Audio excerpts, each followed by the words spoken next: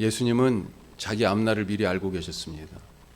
마태복음 21장에 이런 이야기가 있어요. 예수님이 하신 말씀인데, 포도원을 농부들에게 세를 줬던 주인이 수확할 때 세를 받으려고 자기의 종들을 보냈습니다. 그런데 농부들이 주인이 보낸 종들을 때리고 죽이고 돌로 쳤어요. 주인이 엄청 당황스럽겠죠. 이번에는 더 많은 종들을 보냈습니다. 그런데도 똑같은 일이 다시 일어났습니다. 그러자 주인이 이번에는 아들을 보냅니다. 그러면서 기대해요. 설마 내 아들인데, 내 아들은 존중할 거야. 하지만 이런 기대와 달리 농부들은 상속자잖아요. 저 아들을 죽이면 이 포도원은 이제 누가 상속할 사람이 없어요. 우리 것이 될 것이다. 이 상속자 아들을 죽이고 포도원을 차지할 심산으로 주인의 아들을 포도원 밖으로 끌고 가서 죽입니다. 자, 이 비유의 이야기에서 주인은 누구예요? 하나님이시고, 종들은 선지자들이고, 아들은 예수님이죠. 하나님이 창조하신 세상, 그 창조하신 세상을 사람들, 농부들에게 맡겨주셨다라고 하는 것과 지금 사실은 같은 얘기예요. 창세기 1장에 보면 하나님이 천지를 창조하시고 마지막에 사람을 만드시고 나서 사람들에게 그 땅을, 창조하신 이 모든 세계를 맡겨주셨습니다. 마치 포도원 농부들에게 포도원을 자기가 만들고 주인이 맡겨준 것처럼. 이 사람들에게 처음 그래서 뭐라고 말씀하셨어요? 창조된 이 사람들에게 땅에 대해서 사실은 말씀하셨어요. 생육하고 번성하고 땅에 충만하라. 땅을 정복하고 땅을 다스려라.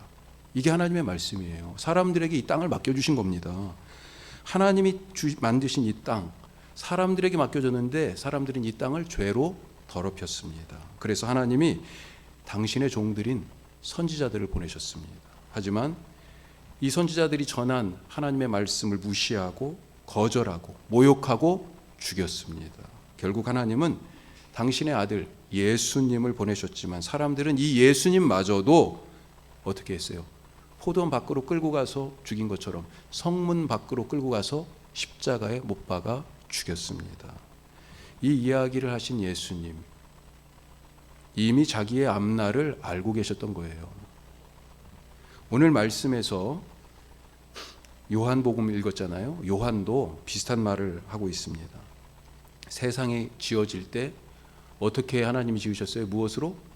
말씀으로 지으셨지요. 그리고 그 말씀이 무엇인지에 대하여 요한복음 1장 1절부터 쭉 얘기하죠. 태초에 있던 그 말씀이 하나님이신데 그분이 바로 우리 가운데 지금 오셨다. 하나님이 천지를 창조하시던 그 창조의 말씀, 그분이 바로 누구예요? 우리 가운데 오신 예수님이다 라고 하는 것을 증거하죠.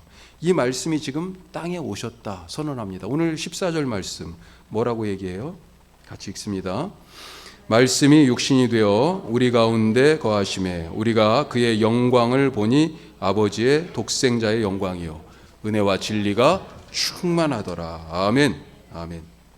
자, 하나님이 사람들에게 맡겨놓으신 이 땅에 하나님의 영광과 아버지의 영광과 권위를 가진 아들, 독생자의 영광이 지금 충만하다고 그랬잖아요. 이 예수님 안에 하나님의 영광, 하나님의 능력, 하나님의 지위, 하나님의 권세가 지금 충만한 거예요. 이 아버지의 권위를, 영광을 가진 아들이 자기 땅에 왔는데 사람들이 어떻게 반응합니까? 10절에 보니까 자기가 지은 세상에서 사람들이 오신 이 예수님을, 주인을 모른 척해요. 다 모른다는 거예요. 안면 몰습니다. 그런 모든 태도들을 종합하니까 11절에, 자 11절 같이 읽어요.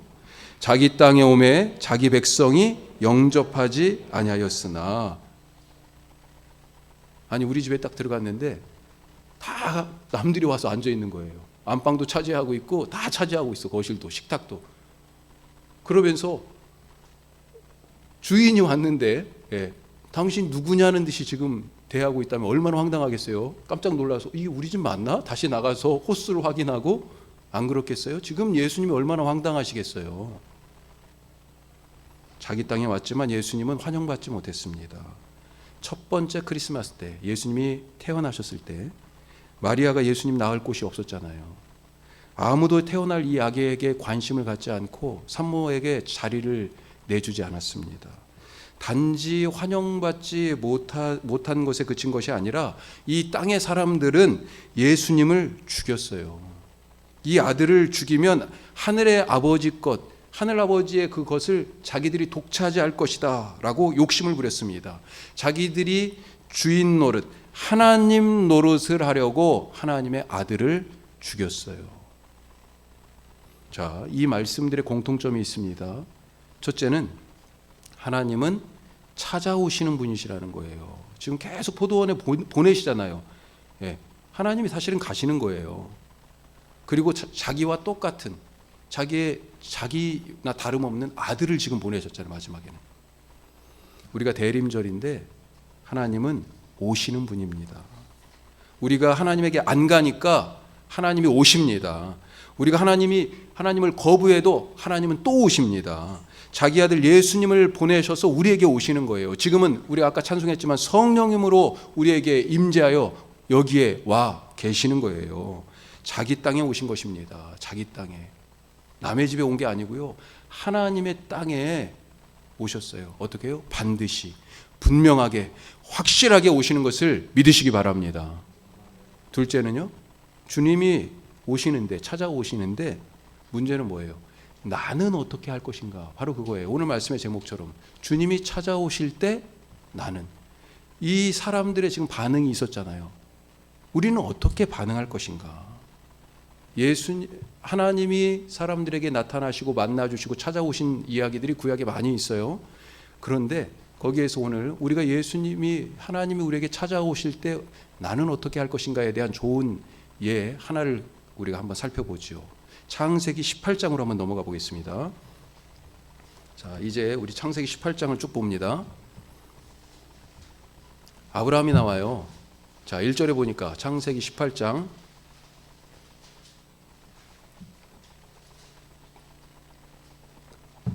아브라함 이야기인데 어디에 있습니까? 1절에 마므레라는 곳에 상수리 나무 아래에 거기에 지금 터를 잡고 있습니다. 창세기 18장. 자, 그런데 날이 뜨거울 때라고 되어 있습니다. 점심때예요. 예. 자, 이때 하나님이 찾아오신 것입니다. 사실은 나그네들이 왔어요. 나그네들이. 2절에 보니까 아브라함이 문 앞에 앉아 있어요. 상수리 나무 아래 집 문 앞에. 자, 그런데 저기 보니까 나그네 셋이 지금 오고 있는 것입니다. 그런데 딱 보니까 처음 보는 사람들이에요. 얼굴을 모릅니다. 낯설어요. 이 처음 보는 낯선 사람들, 이 나그네들을 아브라함이 어떻게 대합니까? 2절 후반절에 보면요, 달려나가서 영접하고 그리고 종처럼 몸을 땅에 굽혀서 절하듯이 그렇게 이 사람들을 지금 맞이하는 거예요. 그리고 3절에 이 사람들에게 지금 부탁하고 청합니다. 뭐라고 얘기해요? 제가 세 번역으로 한번 읽어드릴게요. 손님들께서 저를 좋게 보시면 이 종의 곁을 그냥 지나가지 마시기 바랍니다. 자, 그러면서 5절 6절에 4절 5절에 뭐라고 얘기해요? 물로 발도 피곤하니까 발도 좀 씻으시고 이 나무 아래 쉬었다가 먹을 것을 드리겠으니까 그거 드시고 기분이 좀 상쾌해진 다음에 기분 전환이 마음이 좀 더 좋아지신 다음에 그 다음에 지금 어디를 가고 있었잖아요. 예, 나그네니까 가던 길을 가시던 대로 가시면 좋겠습니다. 이렇게 간청하고 있습니다. 나그네들이 마치 주인인 것처럼 이것을 허락하죠. 그러니까 6절에 보니까 어때요? 급히 사라한테 달려가요. 아내에게 고운 가루로 지금 떡을 만들라고 부탁합니다. 고운 가루라고 돼 있는데 지금은요 이 곡식을 그냥 방앗간에 가서 다 찍고 요즘은 찌지도 않죠. 이제 마트에 가서 사니까. 그런데 예전에는 이 고운 가루를 어떻게 만들었겠어요? 엄청난 맷돌질 그런 노력들을 거쳐야만 이게 만들어지는 것 아니겠어요? 고운 가루 정성스럽게 지금 대접한다는 것입니다. 거친 가루가 아니에요. 고운 가루로 떡을 만들라고 사라에게 부탁하고 자기는 또 어디로 가요? 짐승들에게 가가지고 가장 살찐 송아지, 그것도 송아지를 잡아서 이 손님들을 대접합니다. 그런데 이 나그네 중에 누가 계셨어요? 하나님이 계셨습니다. 이들이 길을 가던 중이었잖아요. 목적지가 어디였을까요? 아브라함이 목적지가 아니었어요. 사실은 목적지는 소돔이었습니다. 소돔과 고모라의 그 소돔. 거기를 가던 중에 지금 아브라함 집에 잠깐 들린 거예요. 자, 16절에 보면 이 나그네들이 이제 다 먹고 쉬었다가 일어나서 어디로 가요? 소돔으로 향했다 되어 있습니다. 아브라함이 그들을 전송해요. 잘 가시라고. 자, 그런데 처음에 몇 명이 왔어요? 나그네 3명이 왔어요. 그런데 소돔으로 가는 사람은, 나그네는 둘이에요. 나중에 19장에 보면 소돔에 도착한 나그네는 둘입니다. 둘. 누가 남았습니까? 하나가 남았어요. 하나님입니다. 하나님. 쉽게 말하면 하나님이 천사 둘과 함께 소돔을 지금 목적지로 삼아서 가시다가 아브라함 집에 들려서 점심 드시고 간 것입니다. 17절에 혼자 남으신 하나님이 아브라함에게 얘기해요. 자, 뭐라고 얘기합니까? 17절 보니까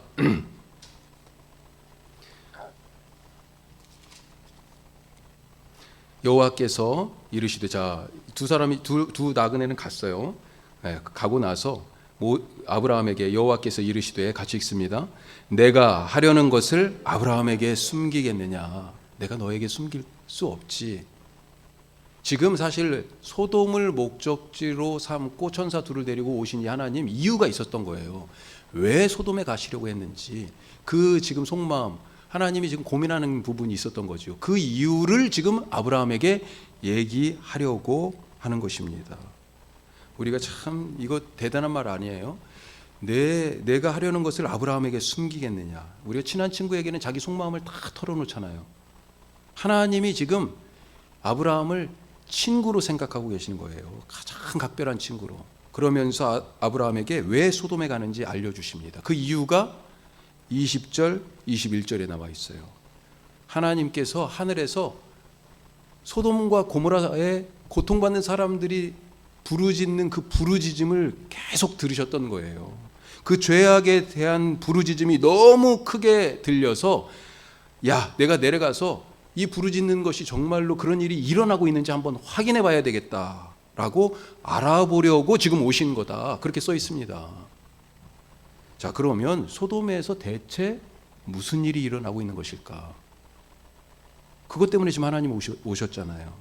19장으로 넘어가 보겠습니다.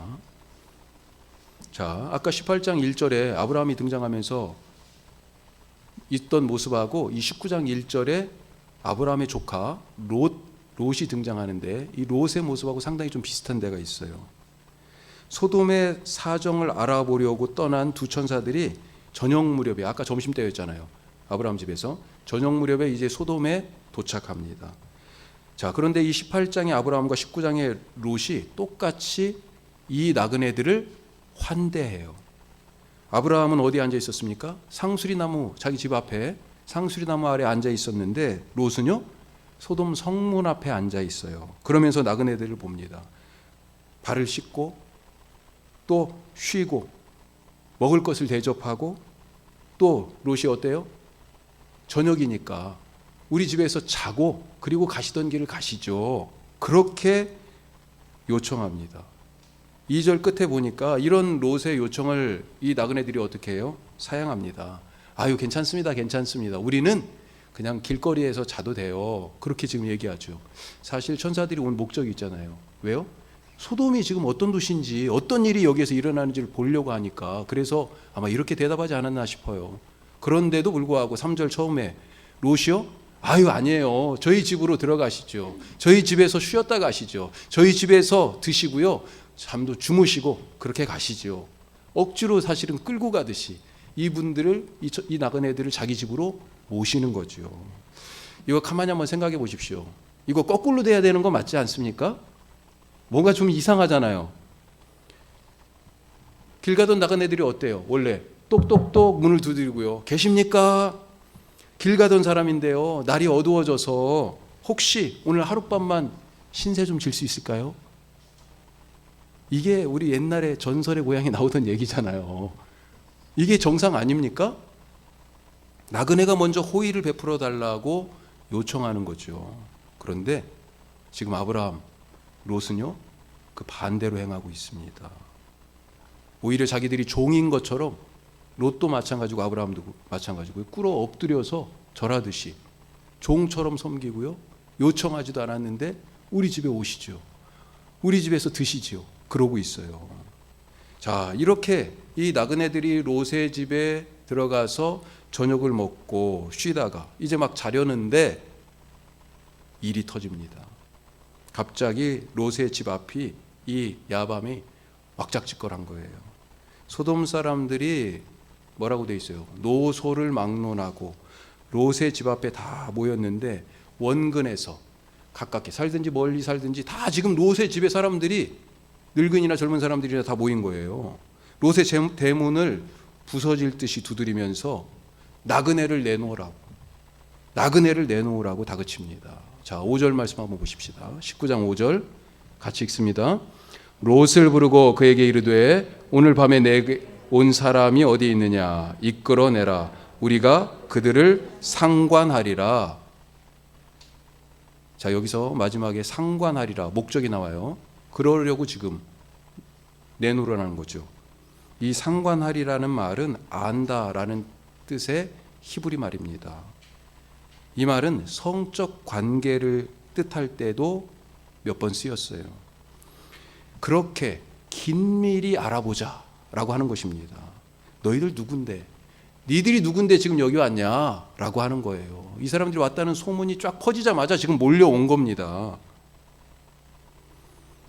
아브라함과 롯은 이 나그네들이 누군지 물었어요? 안 물었습니다. 따지지도 않았어요. 묻지도 않았어요. 그리고 극진히 대접했습니다. 누군지 모르기 때문에 이 아브라함과 롯은 환대를 했는데 지금 이 소돔 사람들은 누군지 알아보고 적대하겠다는 것입니다. 지금 소돔 사람들이 한밤중에 어른이나 아이나 다 몰려와서 우리가 알아야 되겠다 이 사람들을 하면서 이들을 짓밟으려고 하고 있습니다. 롯의 집을 지금 뚫고 들어올 기세예요. 롯이 너무 다급해가지고요. 문을 막 열어가지고 자기 등 뒤로 지금 대문 앞에 딱 이렇게 버티고 서가지고 제발 사람들에게 제발 그러지 말라고 당부하죠. 자, 왜 이런 일이 가능합니까? 힘이 있으니까 가능한 거예요. 소돔 주민 다수가 소수의 나그네를 상대하고 있습니다. 다수가 모였으니 큰 힘이에요.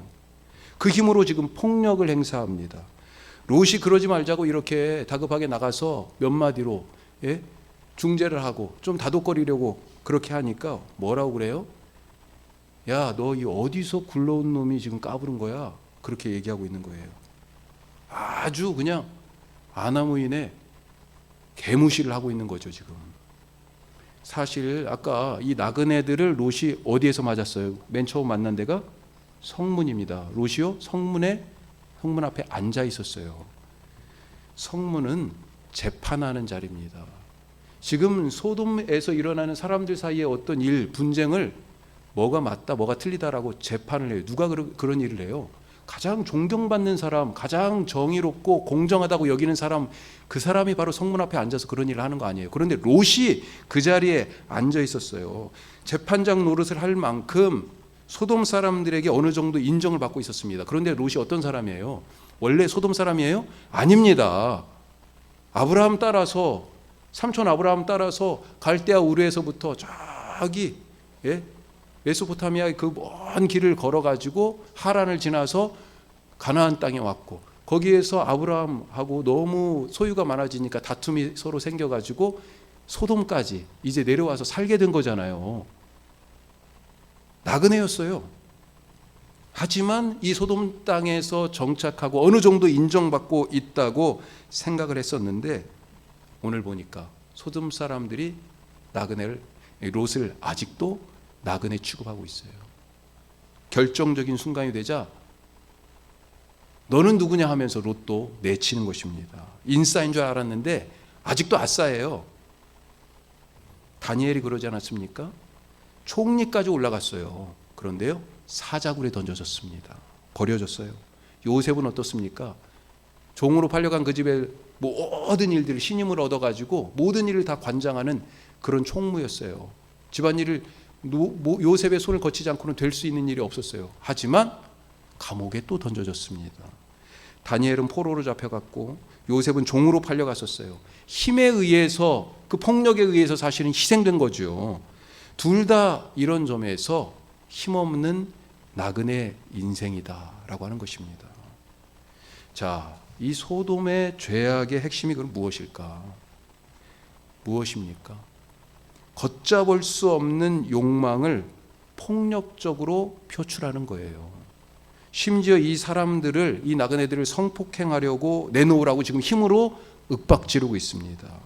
이 장면이 종종 소돔의 죄의 핵심이 동성애다라고 하는 증거로 사용되기도 했는데, 엄밀히 말하면 힘을 가진 이들이 제한 없이 그 권력을 사용하는 폭력, 이것이 바로 소돔의 죄의 핵심이에요. 사실 이 19장 말고 또 그 다음에 20장도요. 그 힘이 마음대로 행해지는 하나의 장면이 나오는데, 이게 18, 19, 20장이 그냥 이렇게 배치가 된 게 아니에요. 20장은요. 아브라함이 그랄 땅으로 내려간 장면이 나와요. 거기서요. 그랄왕이요.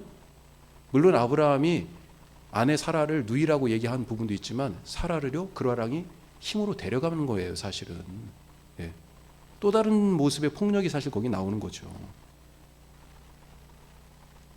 통제되지 않은 힘을 마구 사용해서 나그네를 짓밟고 유린하고 최고의 모욕을 주는 방편으로 동성 성폭력까지 자행하겠다라고 하는 것입니다. 나중에 선지자들이 타락한 이스라엘을 놓고 소돔 같다라고 하면서 그 죄를 고발하는데, 소돔의 죄가 이러하다라고 하는 그런 대목들이 이사야에도 예레미야에도 에스겔에도 나오는데요. 제가 그 중에 한 대목을 읽어볼게요. 자, 에스겔 16장 말씀입니다. 화면 한번 같이 보시죠. 같이 읽습니다. 내 아우 소돔의 죄악은 이러하니 그와 그의 딸들에게 교만함과 음식의 풍족함과 태평함이 있으며, 또 그가 가난하고 궁핍한 자를 도와주지 아니하며 거만하여 가증한 일을 내 앞에서 행하였음이라. 그러므로 내가 보고 곧 그들을 없이 하였느니라. 뭐라고 그래요? 교만하고 거만하고 앞뒤로 나와요. 그러면서 뭐라고 얘기합니까? 음식이 풍부했다고 돼 있어요. 먹을 게 풍부했는데, 그런데 뭐예요? 그 다음 페이지. 궁핍하고 가난한 자들이 넘쳤다는 것입니다. 소돔에 찾아온 나그네를 힘으로 짓밟으려고 지금 하고 있잖아요. 이 나그네를 자기들 힘으로 짓밟는 이것이 이미 이 도시 안에서 이런 일들이 자행되고 있었고, 그것이 넘쳐나고 있었다는 거예요. 도시에 풍족함이 넘치지만 가난하고 궁핍한 자들이 넘쳤고요. 이렇게 힘에 눌려서 정의와 공의가 없는 이 도시에서 고통하던 자들이 너무 간절하게 부르짖으니, 그 부르짖음이 어디까지요? 하늘까지 올라가서 하나님이 들으시는 거예요. 대체 무슨 일이 일어나고 있는 거야? 하나님이 궁금하신 거죠. 그래서 확인차 직접 천사들을 데리고 내려오신 거죠. 그리고 오늘 이 천사들이 무슨 일이 소돔에서, 이 도시에서 벌어지고 있는지 그것을 몸소 경험하고 있는 것입니다. 사실 예수님이 그렇게 짓밟히고 모욕을 당하지 않으셨습니까? 십자가에서 가장, 사실은 그 십자가에 못 박히는 것 자체가 엄청난 고통이고, 그렇게 피를 흘리며 말라 죽어가는 그 순간들이 고통이지만, 그것보다 사실은 더한 것이 뭐예요? 그 앞서 있는 것이요? 모욕입니다. 십자가는요, 우리가 지금 여기에 이렇게 걸어놓고 있지만 발가벗겨져서, 완전히 발가벗겨져서 사람 앞에 세워지고, 그리고 그렇게 왜 모든 것이 적나라하게 드러난 채로 십자가에 못 박히는 거예요.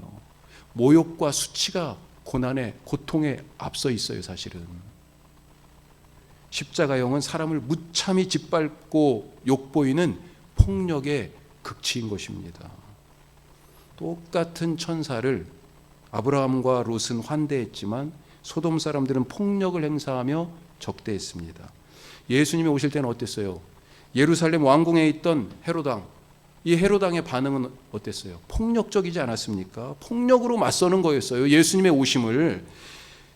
예수님이 오셨을 때 동방박사들이 와가지고 왕으로 나신 이가 어디 있습니까? 라고 물으니까요. 왕이 나서 내가 왕인데? 그래서 아무 힘이 없는 이 아기를, 이 예수님을 죽이려고 그 근처의 이 아기들을 다 죽이지 않았습니까? 폭력적으로 예수님의 오심을 맞이했어요. 하지만 당시에 약자 중에 하나인 양치던 목자들이나 이방인인 동방의 박사들 예수님을 맞이하고 환영하고 엎드려 경배하고 예물을 드려 그를 찬양하고 기뻐했습니다. 하나님이 어떤 모습으로 우리에게 오실지 모릅니다. 따라서 우리가 어떻게 맞아야 돼요? 히브리서에 보면 이런 말씀이 있어요. 자, 같이 읽겠습니다.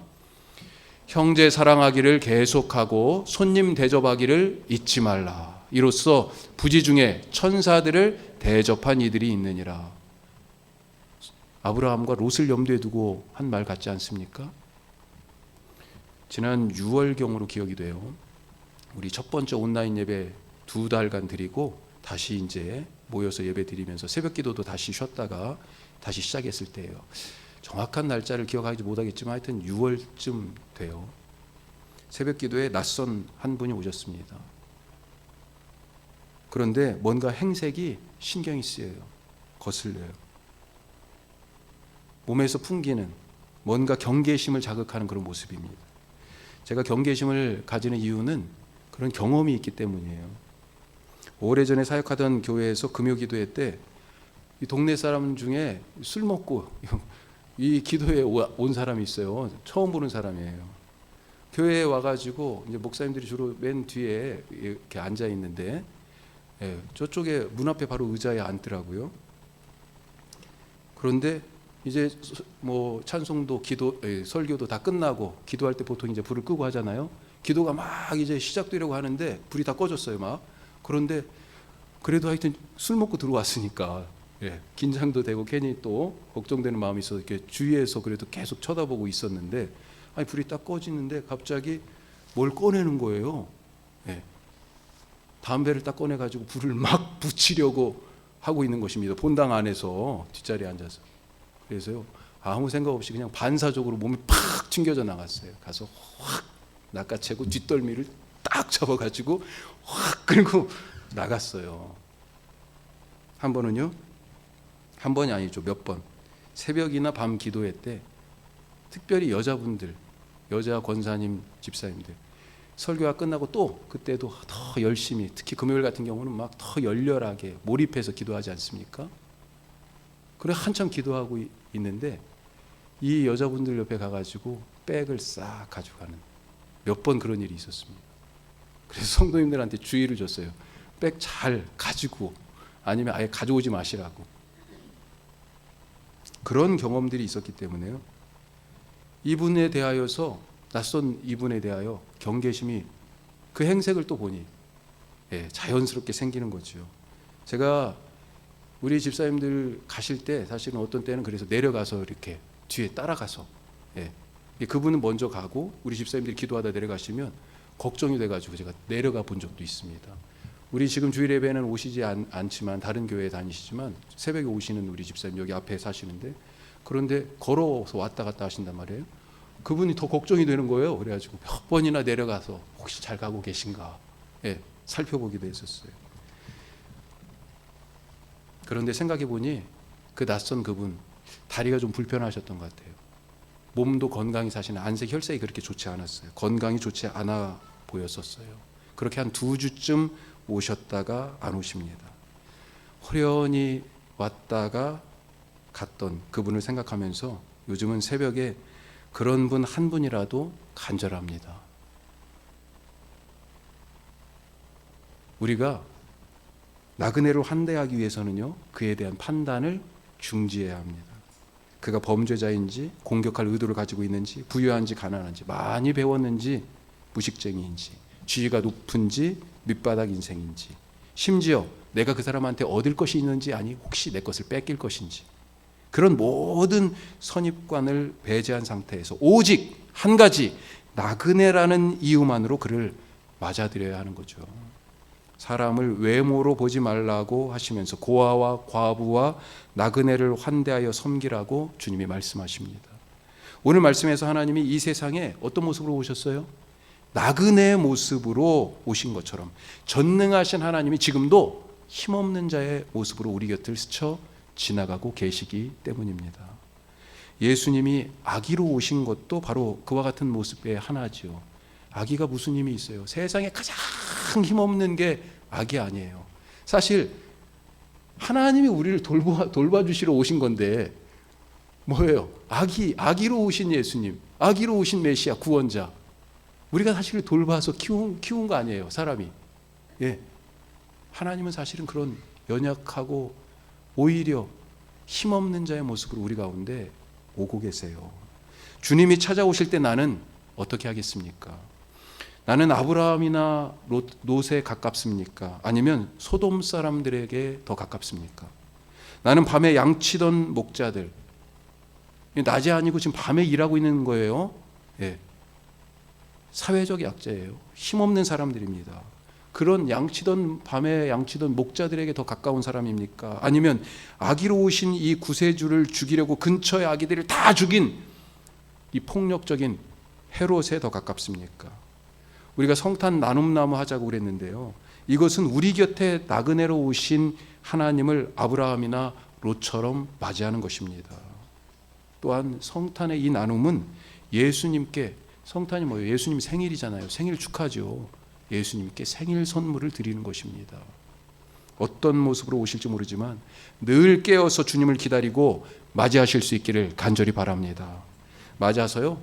오늘 우리가 뭘 배웠어요? 아브라함과 롯을 통해서 배웠잖아요. 어떻게 해요? 내 집에 모시고 제발 들어가시죠. 쉬었다 가시죠. 예? 피곤하실 텐데 발도 씻으시고요. 예수님이 발 씻겨주셨잖아요. 이제는 우리가 예수님 발 씻겨드리고, 우리가 예수님 우리에게 먹을 거 주셨잖아요. 생명의 떡, 생명의 물을 우리에게 주셨잖아요. 이제는 우리가 예수님을 좀 대접하고, 목사에게 식사 대접하려고 하지 마십시오. 예. 그렇다고 아예 안 하시면 안 되고. 누구에게 해요? 내 곁에 있는, 정말로 예수님이 그 떡을, 그 물을 나눠주고 싶으신 그 마음이 있는 그 사람들과 같이 함께 그들을 대접하고, 또 우리 집에 들어오셔서요, 그렇게 잠도 주무시고 그렇게 가십시오. 이렇게 우리의 삶에 예수님을, 하나님을 모실 수 있는 그런 삶이, 그런 대림절이 되실 수 있기를 간절히 바라고 축복합니다. 기도하겠습니다.